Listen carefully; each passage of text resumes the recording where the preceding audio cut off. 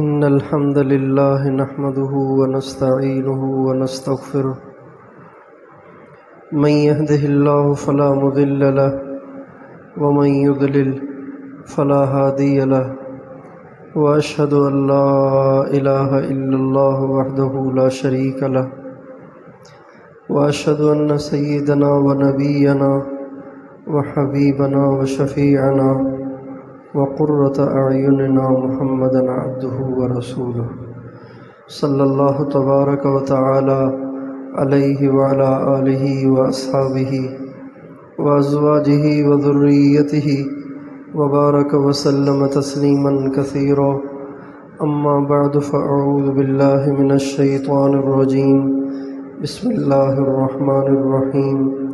لقد من الله على المؤمنين إذ بعث فيهم رسولا منهم يتلو عليهم آياته ويزكيهم ويعلمهم الكتاب والحكمة. سبحان ربك رب العزة عما يصفون وسلام على المرسلين والحمد لله رب العالمين. اللهم صل على سيدنا محمد وعلى آل سيدنا محمد وبارک وسلم. اللہ تعالیٰ نے پوری دنیا میں رہنے والے تمام انسانوں کی دنیا اور آخرت کو سنوارنے کے لیے اپنا دین مرحمت فرمایا ہے. اگر دین پر چلیں گے تو دونوں جہان سنور جائیں گے، اگر دین پر نہیں چلیں گے تو دونوں جہانوں میں نقصان اور خسارہ ہوگا. عمومی طور پر یہ ذہن بنا ہوا ہے کہ اگر دنیا کی جد و جہد کریں گے تو دنیا بنے گی،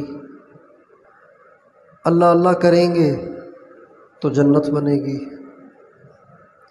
یہ عمومی طور پر ذہن بنا ہوا ہے، حالانکہ یہ ذہن غلط ہے، یہ نظریہ غلط ہے، یہ نظریہ غلط ہے. صحیح نظریہ یہ ہے کہ اللہ تعالیٰ کو راضی کرنے سے دنیا بھی بنتی ہے، آخرت بھی بنتی ہے.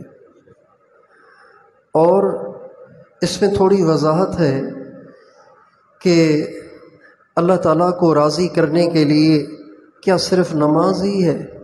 نہیں. کیا صرف روزہ ہے؟ نہیں. کیا صرف حج اور عمرہ ہے؟ نہیں. پوری زندگی اللہ کے حکم اور حضرت محمد صلی اللہ علیہ وسلم کے طریقے پر گزارنے کا نام دین ہے. اگر ہمارا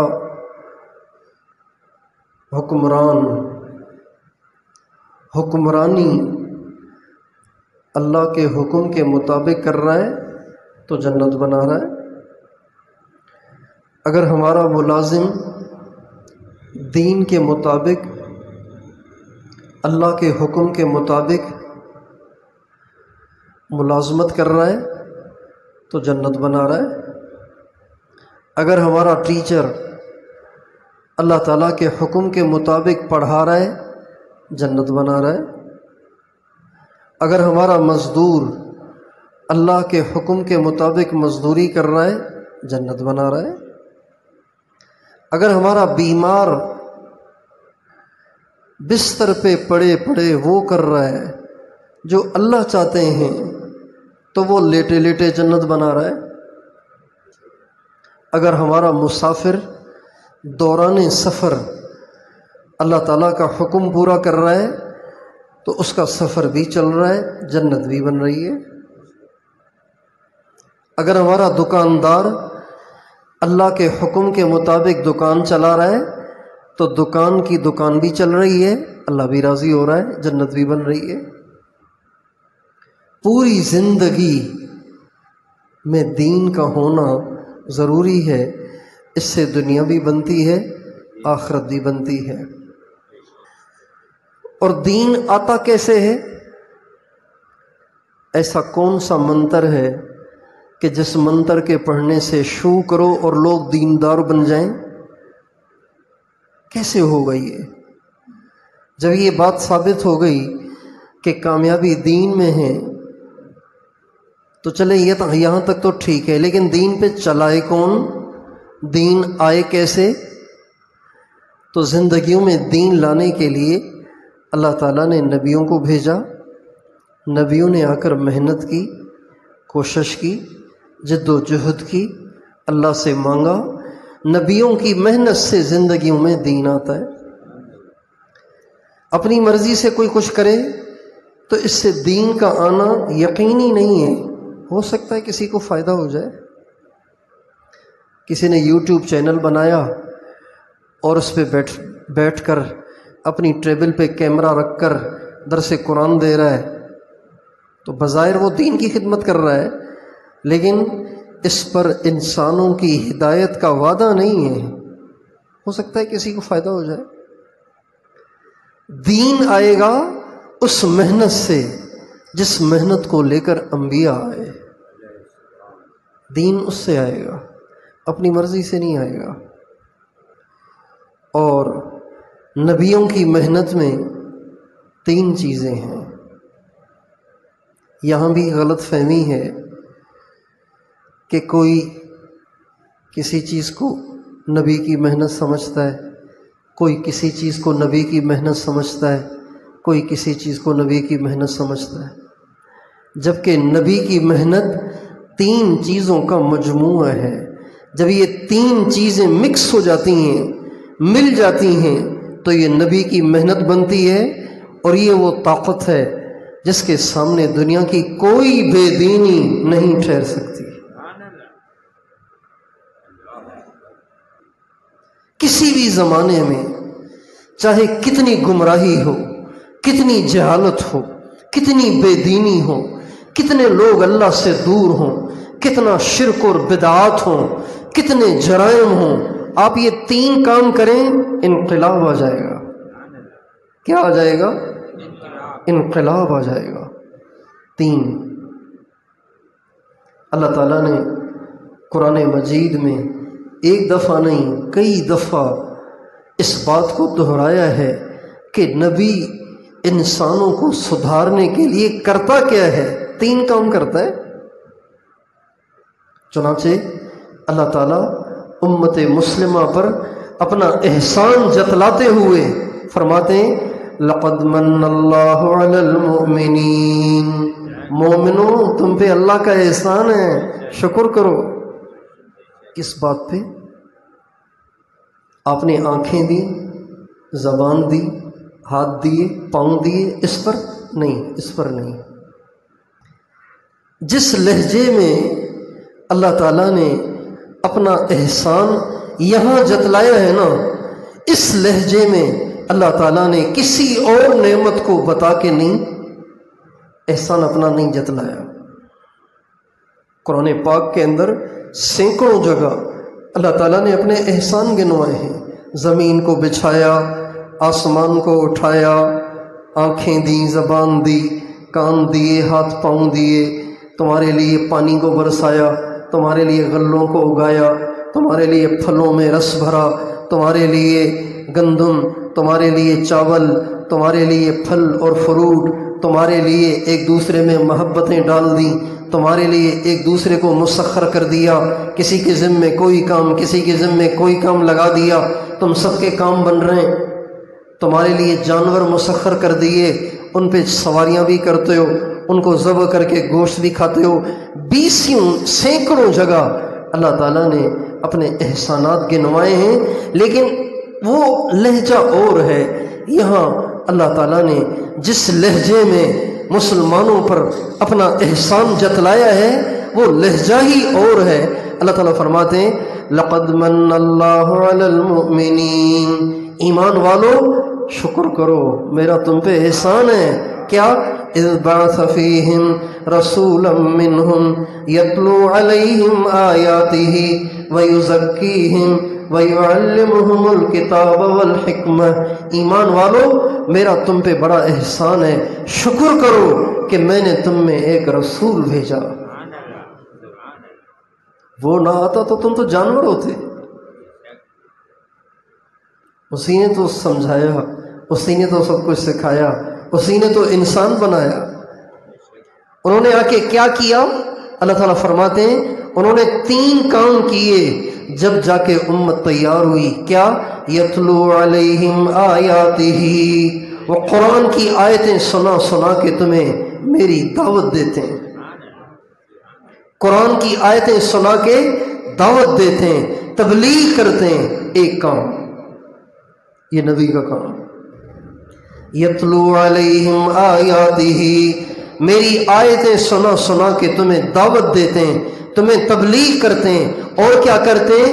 وَيُزَكِّيهِمْ، اور تم میں جو خامیاں اور کمیاں اور گناہ اور جرائم اور برائیاں ہیں وہ اپنی توجہ کی تاثیر سے، اپنی صحبت کی تاثیر سے تمہارے اندر سے وہ ساری خرابیاں ختم کر کے تمہیں پاک کرتا ہے. یہ 2 کام.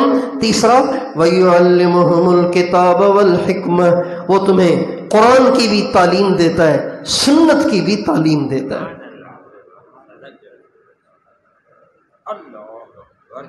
یہ ہو گئے 3 کام. نبی کا کام 3 کام، ایک کام نہیں، 3 کام.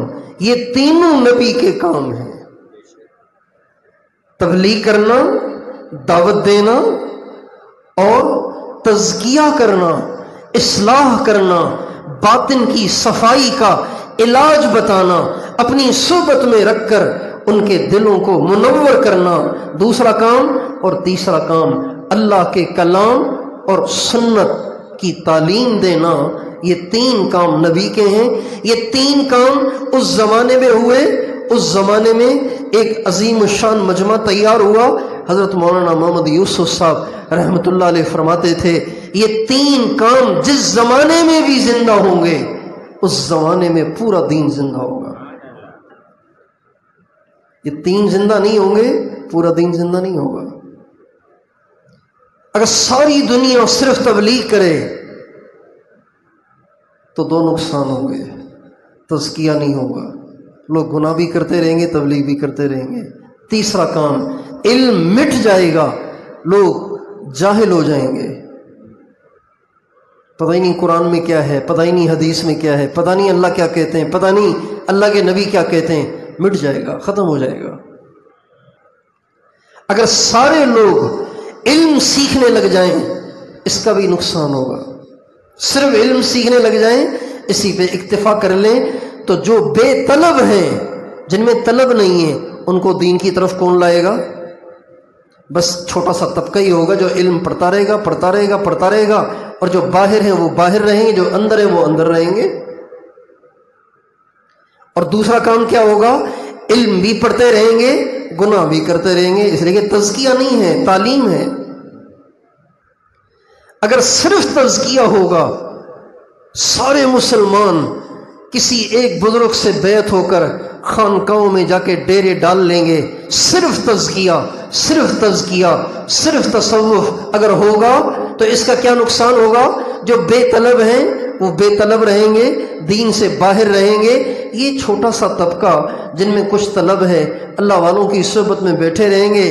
علم بھی نہیں ہوگا تو پتہ نہیں ہے کن کن بدعات میں، کن کن خرافات میں پڑ جائیں گے. چنانچہ ایسے بھی دنیا میں ایسی بھی خانقاہیں ہیں، دنیا میں ایسی بھی خانقاہیں ہیں جن کا نام خانقاہ ہے، جن میں بیٹھنے والوں کو لوگ اللہ کا ولی سمجھتے ہیں، لیکن ان کو پاکی ناپاکی کی ہی تمیز نہیں ہے،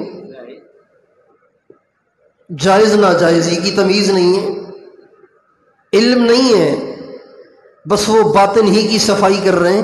پتہ نہیں کون سی صفائی کر رہے ہیں، فرائض بھی نہیں ہیں، واجبات بھی نہیں ہیں، باطن کی صفائی کر رہے ہیں. ہمارے ایک دوست سنانے لگے کہ مجھے کسی نے کہا کراچی میں کہ آئیں میں آپ کو ایک بزرگ سے ملواؤں. میں نے کہا ملوا لو.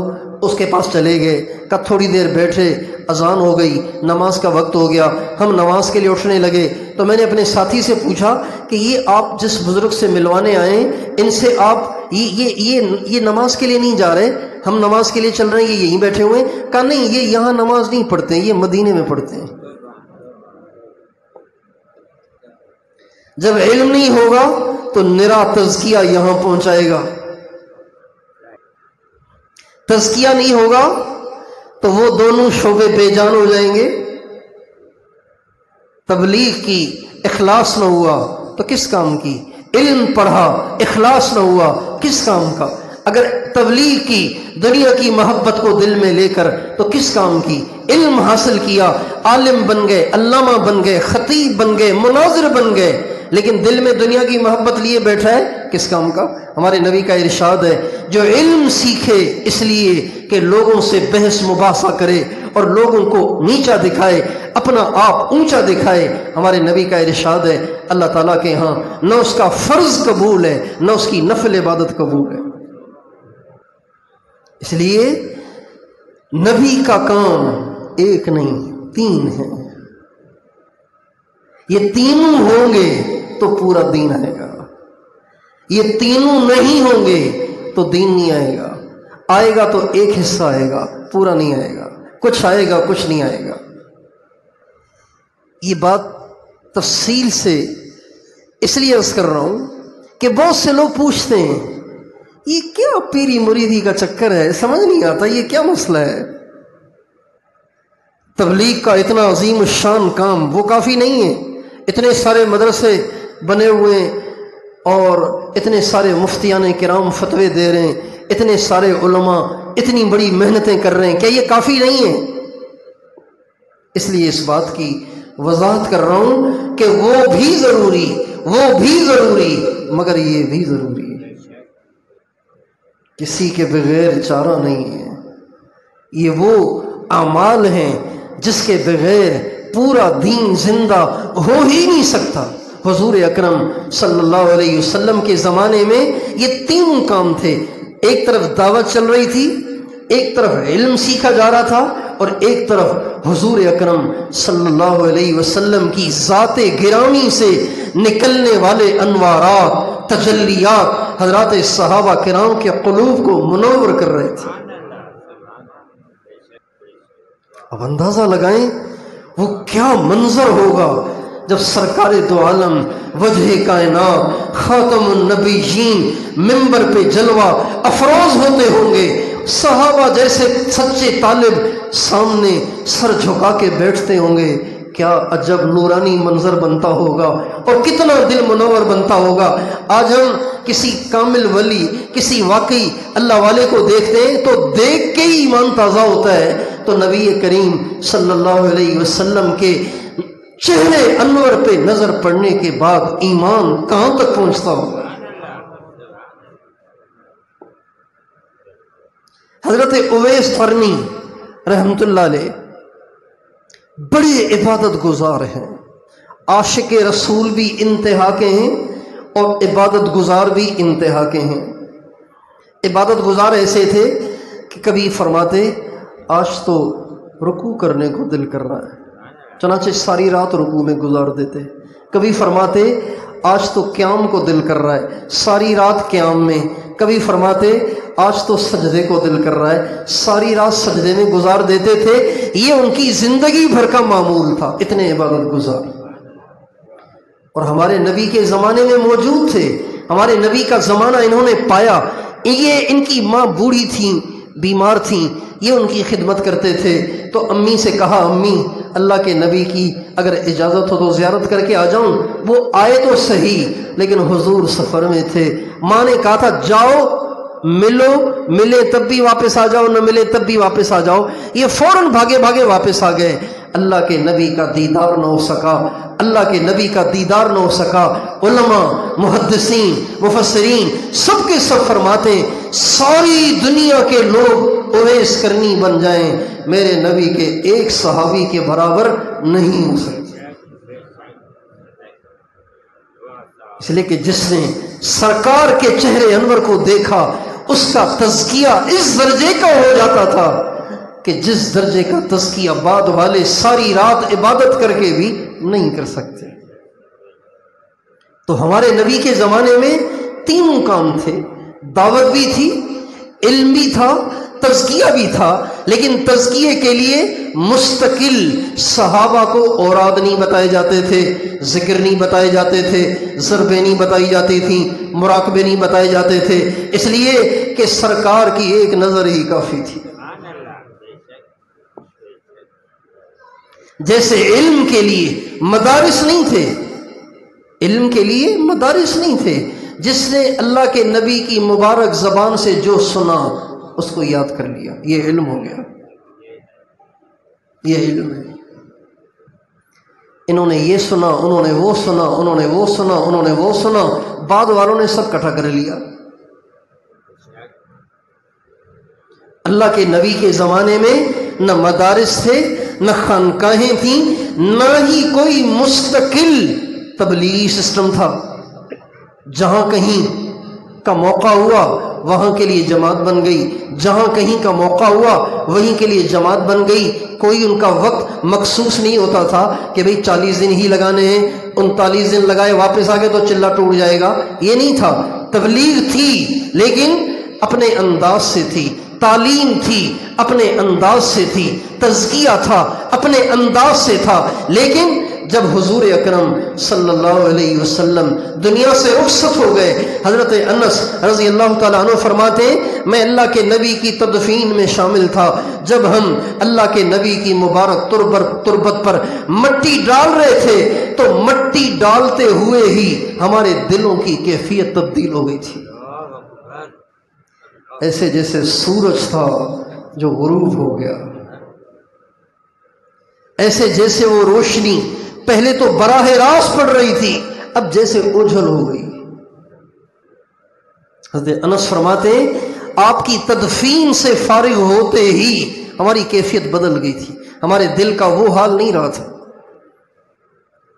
لیکن چونکہ یہ مجمع حضور اکرم صلی اللہ علیہ وسلم کا صحبت یافتہ تھا، لہٰذا یہ اپنی زندگی ایمان کے ساتھ، صفات کے ساتھ، اخلاص کے ساتھ، توکل کے ساتھ، دنیا سے بے رغبتی کے ساتھ گزارتے چلے گئے۔ جو ان کے ساتھ ملے وہ بھی اسی طرح اللہ والے، دنیا سے بے رغبت، اللہ پہ بھروسہ، اللہ سے تعلق، آخرت کا شوق، جنت کا شوق، پیسے کی کوئی ویلیو نہیں، مال کی کوئی ویلیو نہیں، عزت کا کوئی شوق نہیں، وہ مجمع بھی ایسا تھا۔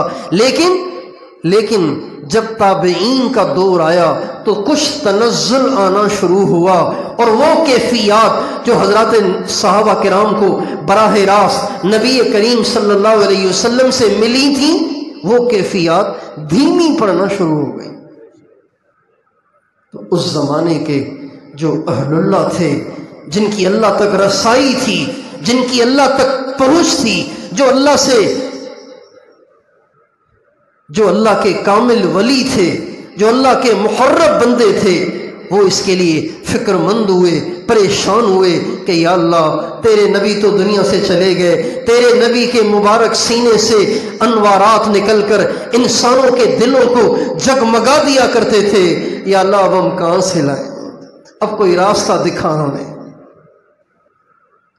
بالکل اس طرح جس طرح کے مولانا الیاس صاحب رحمۃ اللہ علیہ نے اللہ تعالیٰ سے ایک عرصے تک مانگا، اے اللہ دنیا بے طلب ہے، دنیا دین سے دور ہے، میرے پاس کوئی راستہ نہیں ہے، میں ان ساری دنیا کے انسانوں کے دلوں میں دین کی طلب کیسے پیدا کروں، یہ دین کی طرف راغب ہو جائیں، یہ دین کے سچے طلبگار بن جائیں، اس کے لیے کیا کروں؟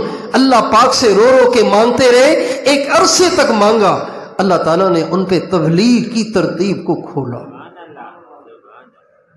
اور تبلیغ کا کام چلایا، اللہ تعالیٰ نے ان کے ذریعے سے چلایا اور ساری دنیا میں ایک انقلاب برپا ہو گیا۔ اس وقت کروڑوں انسان ہیں جن کی زندگیوں میں تبدیلیاں ہیں تبلیغ کی وجہ سے، ساری دنیا میں پھیلے ہوئے ہیں۔ بالکل اسی طرح تابعین کے زمانے میں، تابعین میں سے کچھ حضرات جو اللہ کے بہت قریب تھے، وہ اللہ کے سامنے روئے، وہ اللہ کے سامنے گڑ گڑائے، یا اللہ وہ کیفیات جو تیرے نبی کی صحبت سے ملتی تھیں، وہ کیفیات دوبارہ اب کیسے آئیں گی؟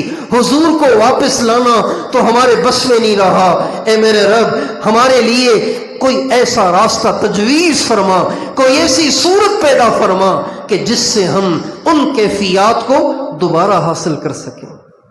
چنانچہ اللہ تعالیٰ نے تابعین ہی کے دور میں یہ تزکیے اور تصوف اور خانقاہی نظام کا ایک طریقہ ان پہ کھولا کہ لوگوں کو اس طرح اذکار بتائے جائیں، ان کو یوں تنہائیوں میں بٹھایا جائے، یوں ان سے مجاہدے کروائے جائیں، یوں ان کی نگاہوں کو کنٹرول کیا جائے، ان کی زبانوں کو کنٹرول کیا جائے، ان کے دلوں کی صفائی کی جائے۔ اللہ تعالیٰ نے ان پہ ایک طریقہ کھولا، اس طریقے کا نام تصوف ہے۔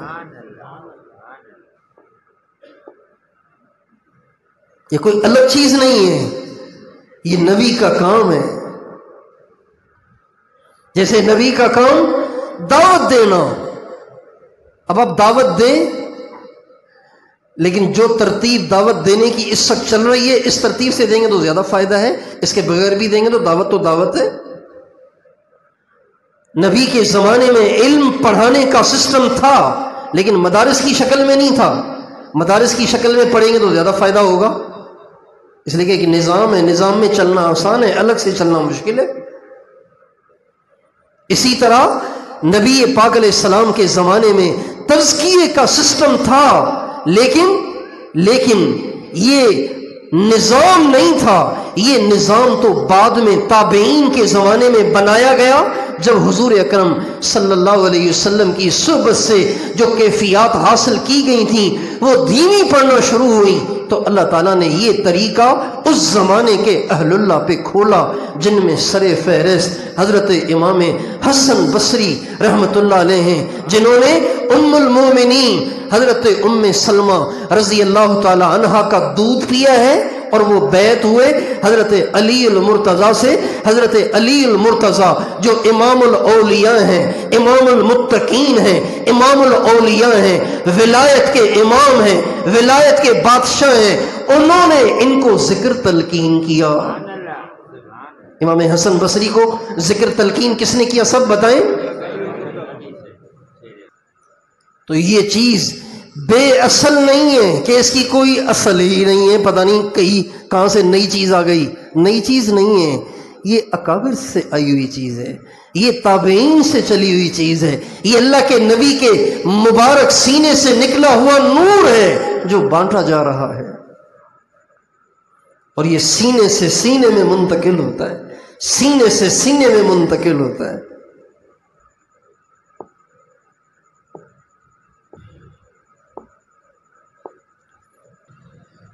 اس لیے ساری دنیا میں سارا دین تب زندہ ہوگا جب یہ تینوں کام ہوں گے۔ ایک بھی نہیں ہوگا تو ادھورا رہ جائے گا کام۔ اسی وجہ سے ہمارے اکابر کو اس کا اہتمام رہا، ہمارے اکابر کو اس کا اہتمام رہا،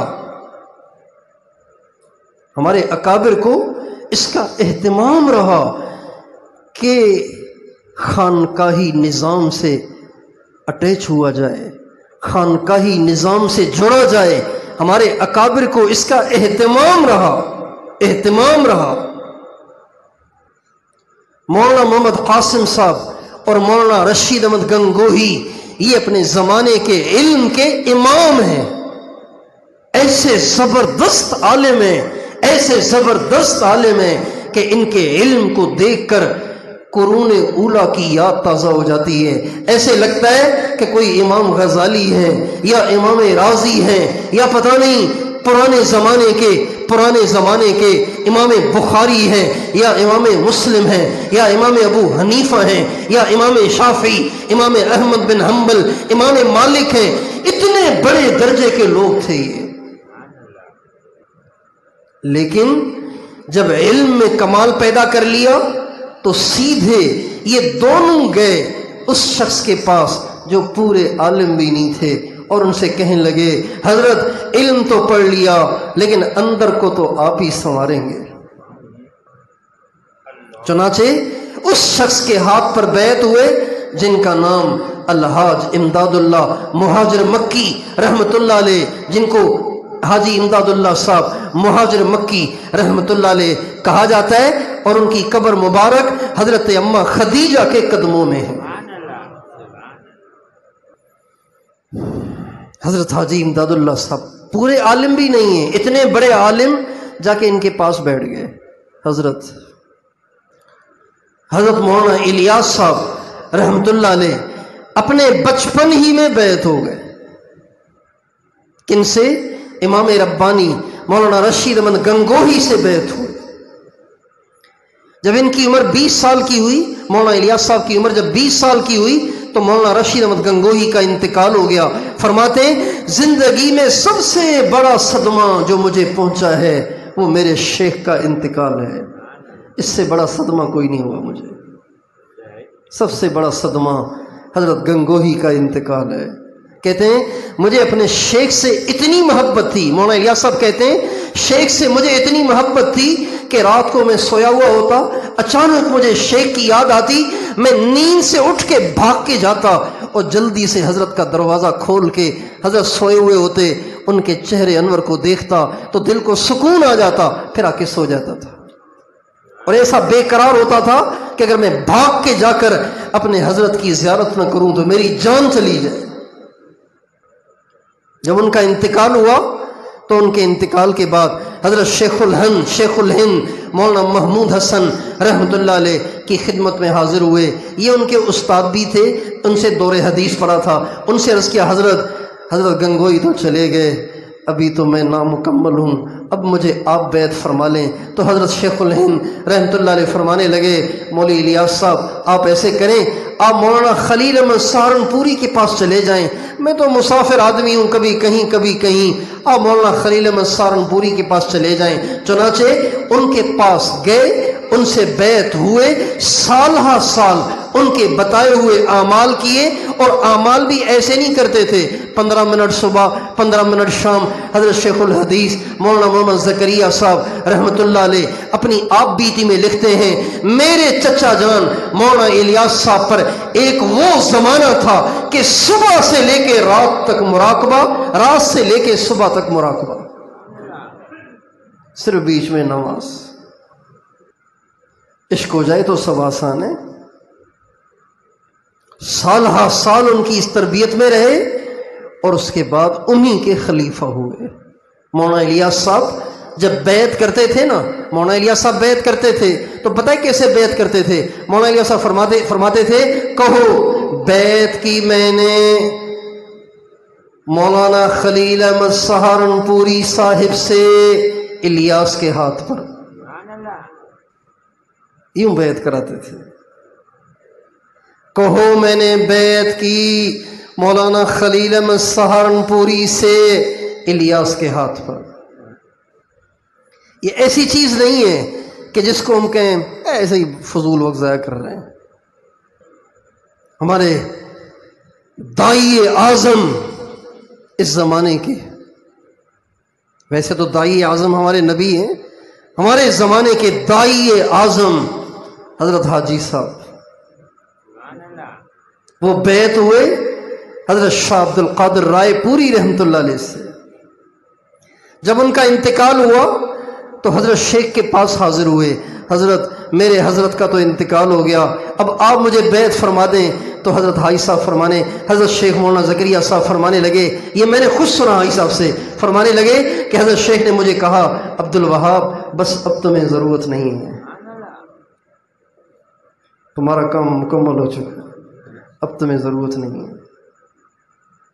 مجھے میرے حضرت نے جب اجازت دی تو میں نے حاجی صاحب کو بتایا، میں نے کہا جی مجھے فلاں نے اجازت دی، تو فرمانے لگے مجھے بھی میرے حضرت نے 1956 میں خلافت دی تھی۔ 1956 سب بتائیں کون سے سن میں؟ 56 میں، 50 اور 6۔ حضرت مولانا حسین احمد مدنی رحمۃ اللہ علیہ آج کے 99% علماء ان کے شاگرد ہیں، 99% علماء ان کے بالواسطہ شاگرد ہیں۔ میں شاگرد ہوں حضرت اقدس कुतुब दौरान शेख उल हदीस मौलाना मोहम्मद जमशेद अली साहब दाम रहमतुल्लाह अलैह नव्वरल्लाहु मरक़दहू का, और वो शागिर्द थे मौलाना हुसैन अहमद मदनी के। शेखुल इस्लाम मुफ्ती मोहम्मद तकी उस्मानी साहब वो शागिर्द हैं शेखुल हदीस मुफ्ती आज़म पाकिस्तान मुफ्ती रशीद अहमद साहब लुधियानवी रहमतुल्लाह अलैह के, और वो शागिर्द थे हज़रत मौलाना हुसैन अहमद मदनी के। मुफ्ती तकी साहब भी एक वास्ते से उनके शागिर्द हुए। मौलाना अब्दुल हक साहब अकोला खटक वाले वो शागिर्द हैं मौलाना हुसैन अहमद मदनी रहमतुल्लाह अलैह के।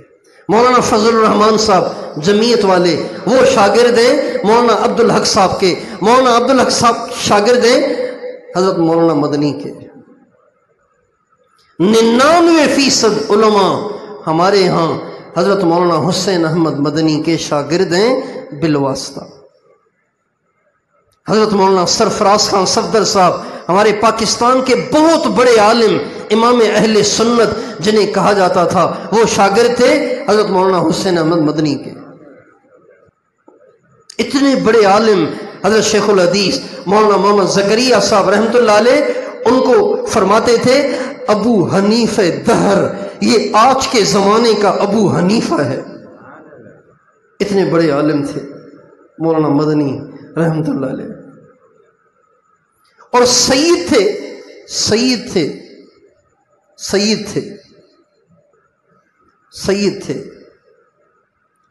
अभी बैत नहीं हुए थे। बैत से पहले ही आप उनके कमालात देखें। बैत से पहले ही कहते हैं जब मैं हज फारिग होते ही मैं हज पे गया।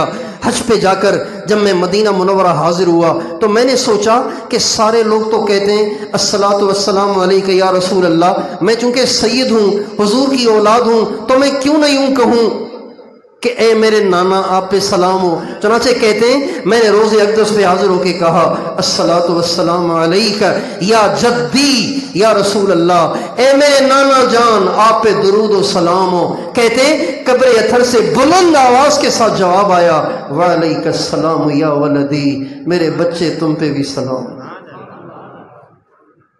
और पूरे मदीने में ये बात मशहूर हो गई कि एक हिंदी लड़का आया, हिंदी यानी हिंदुस्तान का एक लड़का, उसने रोज़े अक़दस पे सलाम पढ़ा है और कब्र शरीफ से जवाब मिला है उसको।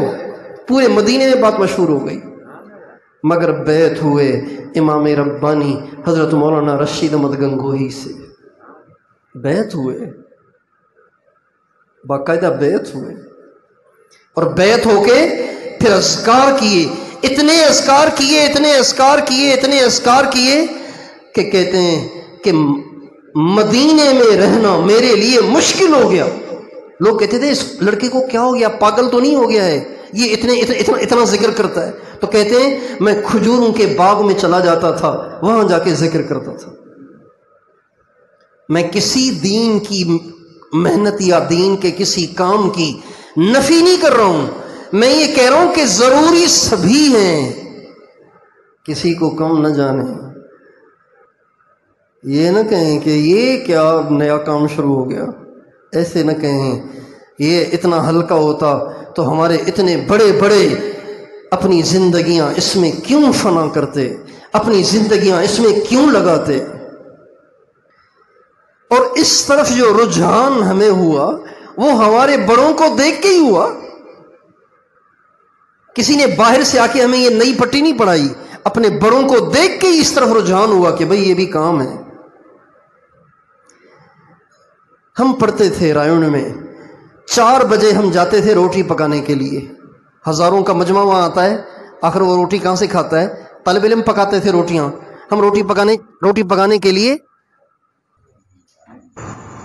4 बजे हम रोटी पकाने जाते थे।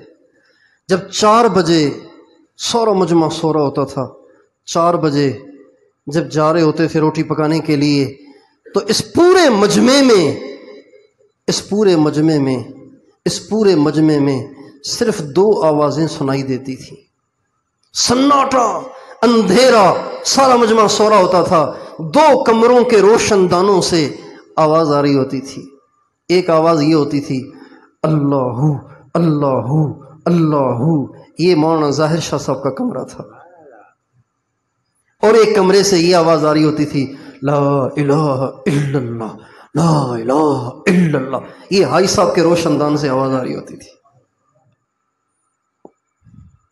ہمارے بڑوں میں اللہ تعالیٰ کا تعلق، اللہ تعالیٰ کا قرب، اور ان میں ایسی تاثیر اور ان کی ایسی قبولیت ایسے ہی نہیں ہوئی،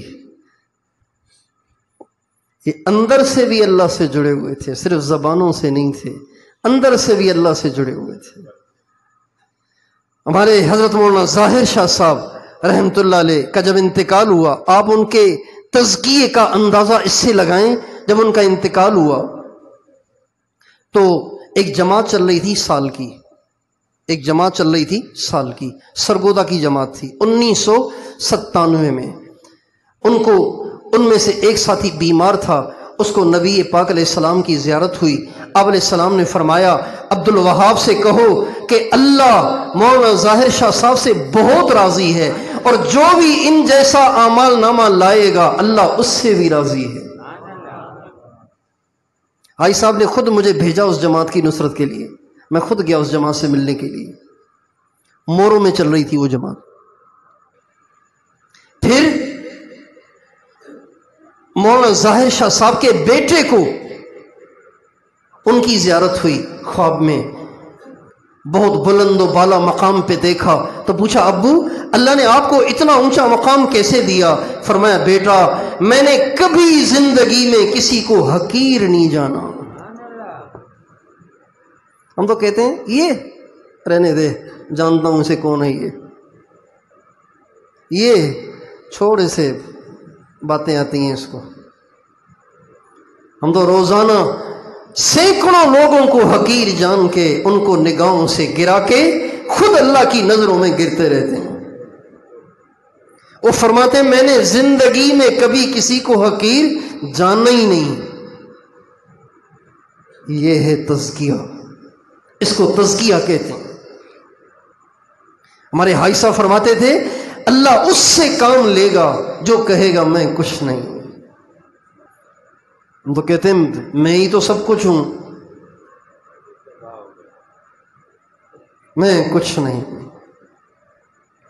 اور میں کچھ نہیں کہنا آسان ہے، سمجھنا بہت مشکل ہے۔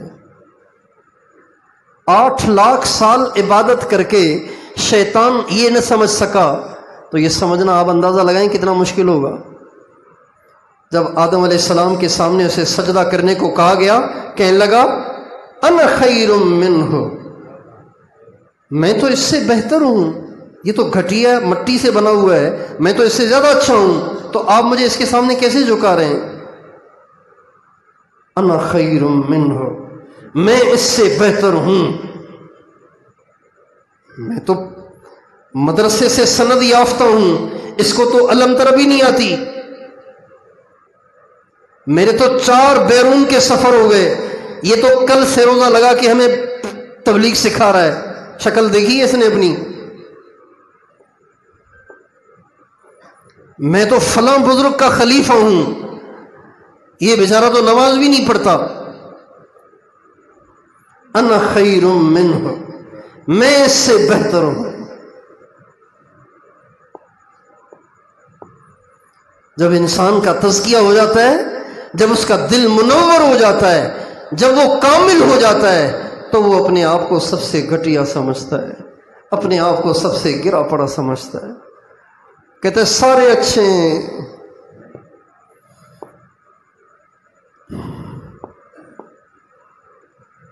ایک دفعہ میدان عرفات میں ایک بہت بڑے بزرگ غالباً حضرت خواجہ معروف کرخی رحمۃ اللہ علیہ، یہ وہ بزرگ ہیں جو حضرت پیران پیر شیخ عبد القادر جیلانی کے بھی شیوخ میں سے ہیں۔ عرفات کے میدان میں ان سے کسی نے پوچھا کیا خیال ہے یہ اتنا سارا مجمع جو عرفات میں آیا ہوا ہے، ان کے ساتھ اللہ کیا کرے گا؟ فرمایا میں ان میں نہ ہوتا تو شاید ان کی بخشش ہو جاتی، میں نہ ہوتا تو ان کی بخشش ہو جاتی، سارا مسئلہ میری وجہ سے۔ اس لیے میرے دوستو میں اور آپ اس بات کو ذہن نشین کر لیں کہ بے طلبوں میں محنت ضروری ہے، یہ نبی کا پہلا کام، لیکن ساتھ ساتھ تزکیے کی محنت بھی ضروری، اور اہل علم کا کتاب اور سنت کی تعلیم دینا یہ بھی ضروری۔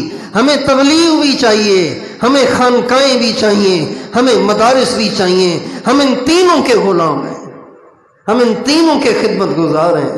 یہ تینوں دنیا میں زندہ ہو جائیں تو سارا دین زندہ ہوگا، یہ تین زندہ نہیں ہوں گے تو سارا دین زندہ نہیں ہوگا۔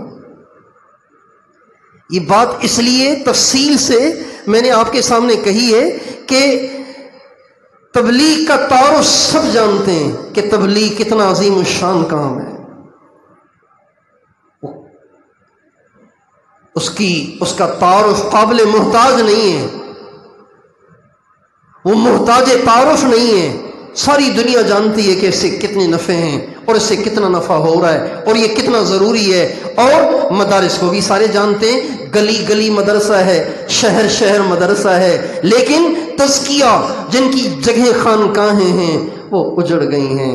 آپ حیدرآباد سے چلیں، کراچی سے چلیں، آپ مورو تک چلے جائیں، سکھر تک چلے جائیں، ملتان تک چلے جائیں، راستے میں کہیں کوئی آپ کو خانقاہ نظر پڑی ہے؟ کہیں کوئی بورڈ دیکھا ہے کہ خانقاہ کوئی اہل حق میں سے کوئی اللہ والا بیٹھا ہوا وہاں لوگوں کے دلوں کی صفائی میں مشغول ہے، لوگوں کی تنہائیوں کو پاک کرنے میں مشغول ہے، لوگوں کے دلوں میں اللہ پاک کی محبت کو بھرنے میں مشغول ہے، لوگوں کے دلوں میں اللہ کے نبی کے عشق کا چراغ جلانے میں مشغول ہے؟ کہیں آپ کو نظر آ رہا ہے؟ آئے عشاق گئے وعدہ فردا لے کر، اب انہیں ڈھونڈ چراغے رخ زیبا لے کر۔ ایک زمانہ تھا کہ ہمارے حالہ میں مخدوم غوث الحق سرور نور رحمۃ اللہ علیہ کی عظیم الشان خانقاہ تھی، سارا سندھ سارا ملک ان کے فیض سے مستفید ہوتا تھا، اور بٹشاہ میں شاہ عبداللطیف بھٹائی کی خانقاہ تھی۔ اب تو پتہ نہیں وہاں کیا ہو رہا ہے، لیکن ایک زمانہ تھا کہ یہاں خانقاہ تھی، لوگ آتے تھے، اللہ کا نام سیکھتے تھے، اپنے دلوں کو اللہ کے نور سے منور کرتے تھے۔ ٹھٹھا خانقاہوں کا مرکز تھا، مٹیاری خانقاہوں کا مرکز تھا، اور یہ پورا سندھ اولیاء کی سرزمین تھا۔ جگہ جگہ اولیاء اپنی خانقاہیں بنائے بیٹھے ہوئے ہوتے تھے، طالب آتے تھے ان کی صحبتوں میں رہ کے اپنے دلوں کو منور کرتے تھے۔ اب تو یہ اجڑ ہی گیا، اب ہم اس کی کوشش کر رہے ہیں کہ اللہ تعالیٰ اس کو دوبارہ سے زندہ کر دے، جال بچھا دے، کہو آمین۔ اللہ جال بچھا دے، لائنیں لگ جائیں۔ کون سا شہر جہاں مدرسہ نہیں ہے؟ حیدرآباد میں کتنے مدرسے ہیں، خانقاہ کوئی نہیں ہے۔ مٹیاری میں کتنے مدرسے ہیں، خانقاہ کوئی نہیں ہے۔ خیبر میں مدرسہ، خانقاہ نہیں۔ کھنڈو میں مدرسہ، خانقاہ نہیں۔ بٹشا میں مدرسہ، خانقاہ نہیں۔ حالہ میں مدرسہ، ٹوٹی پھوٹی خانقاہ شروع کی ہے۔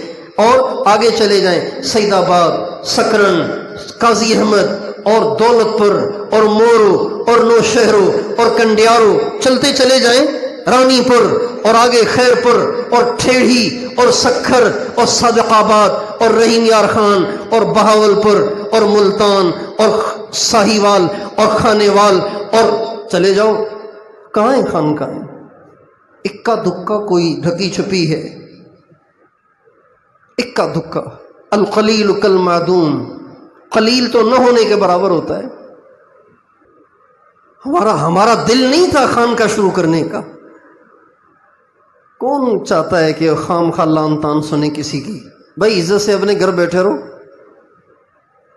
جب کوئی کام شروع ہوتا ہے، جب آدمی کوئی کام نیا شروع کرتا ہے جو ماحول میں نہ ہو، جب وہ شروع کرتا ہے تو آس پاس سے باتیں سننی پڑتی ہیں نا، تو کون کس کو پڑھیے کہ خام خواہ باتیں سنیں؟ بیٹھے رہو اپنے گھر، عزت سے مدرسے میں سبق پڑھاؤ، چلا لگاؤ، ہر مہینے سے روزہ لگاؤ، تبلیغ کرو، مزے کرو، ہر جگہ بلے بلے۔ کس کو پڑھی ہے کہ ادھر کی لان تان، ادھر کے اعتراضات، ادھر کی باتیں؟ لیکن نہیں میرے دوستو، اجڑے ہوئے چمن یوں ہی آباد ہوتے ہیں۔ اپنے باطن کا تزکیہ ضروری ہے، اہل اللہ کی صحبت ضروری ہے. خانقاہوں سے جڑنا، خانقاہوں میں جانا، اپنے باطن کا تزکیہ کرنا، اپنے دل میں اللہ کی محبت کو رچانا بسانا، یہ ضروری ہے. اگر یہ ہلکی چیز، کوئی ہلکی پھلکی چیز ہوتی تو اللہ تعالیٰ 11 قسمیں نہ کھاتے. 11 قسمیں کھائیں اللہ نے. والشمس وضحاها والقمر اذا تلاها والنهار اذا جلاها والليل اذا يغشاها والسماء وما بناها والارض وما طحاها ونفس وما سواها فألهمها فجورها وتقواها قد افلح من زكاها وقد خاب من دساها. 11 قسمیں کھا کے اللہ کہہ رہے ہیں کامیاب وہ ہے جس نے باطن کو پاک کر دیا. ہلاک ہو گیا، نامراد ہو گیا جس نے باطن کو ناپاک کر دیا. اللہ تعالیٰ کے ہاں اعمال گنے نہیں جائیں گے، تولے جائیں گے. زبردست بات ہے نا، یہ تولے جائیں گے. کسی کا ایک دن اوروں کے سالوں پہ بھی بھاری ہوگا، اس لیے کہ وہاں اخلاص کی کمی تھی، یہاں اخلاص سے بھرا ہوا تھا. کسی کی 2 رکعتیں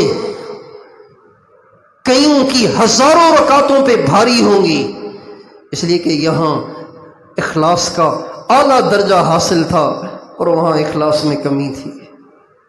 اس لیے تولے جائیں گے، گنے نہیں جائیں گے. اعمال میں وزن اخلاص سے پیدا ہوتا ہے. حضرت شیخ مولانا زکریا صاحب نے فضائل ذکر میں لکھا ہے،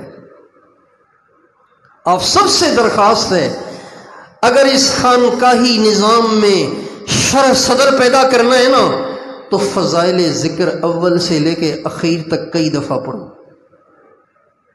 کیا پڑھو؟ کہاں سے لے کے کہاں تک؟ کتنی مرتبہ؟ کئی دفعہ. یہ غیر ضروری چیز نہیں ہے کہ ٹھیک ہے بس ٹھیک ہے ہونے دو بس. ہاں یہ غلط ہے کہ اس میں لگ کر کوئی جس دین کا کام کر رہا ہے اس کو چھوڑ دے، یہ غلط ہے. یہ ہوگا تو پھر مسائل ہوں گے. جو لوگ کسی سے بیعت ہوئے اور ذکر لیا اور مدرسے میں پڑھ رہے تھے، مدرسہ ہی چھوڑ دیا، تو مدرسے والے کہیں گے بیعت نہیں ہونا آئندہ کسی نے بھی. یہ بیعت والے مدرسے چھڑواتے ہیں. کسی بزرگ سے بیعت ہوئے، ذکر لیا، پہلے چلا لگاتے تھے، چلا لگانا چھوڑ دیا، سروزہ لگاتے تھے، سروزہ لگانا چھوڑ دیا، روزہ نہ جڑتے تھے، جڑنا چھوڑ دیا. تبلیغ والے کہیں گے بیعت نہیں ہونا، یہ بیعت والے تبلیغ چھڑوا دیتے ہیں. یہ غلط ہے. جس کو اللہ نے علم دین میں لگایا ہے وہ اس میں بھرپور لگے، اس کے ذریعے سے اخلاص آئے گا. پھر اخلاص کے ساتھ لگے، اس کے ساتھ اللہ کی محبت آئے گی، محبت کے ساتھ لگے. جس کو اللہ نے تبلیغ کا کام دیا ہے تو وہ تبلیغ کے کام کو پہلے سے زیادہ کرے، اخلاص سے کرے، اللہ کی محبت سے کرے. تو کیا خیال ہے آپ سارے کے سارے ان تینوں لائنوں سے محبت کریں گے نا؟ تبلیغ سے بھی محبت کریں گے، تزکیے سے بھی محبت کریں گے، تعلیم سے بھی محبت کریں گے، علماء کو گری ہوئی نظروں سے تو نہیں دیکھیں گے، سب سے محبت کریں گے، سب کے لیے دعا کریں گے، سارے کام کرنے کی کوشش کریں گے. اللہ تعالیٰ مجھے اور آپ کو عمل کرنے کی توفیق عطا فرمائے.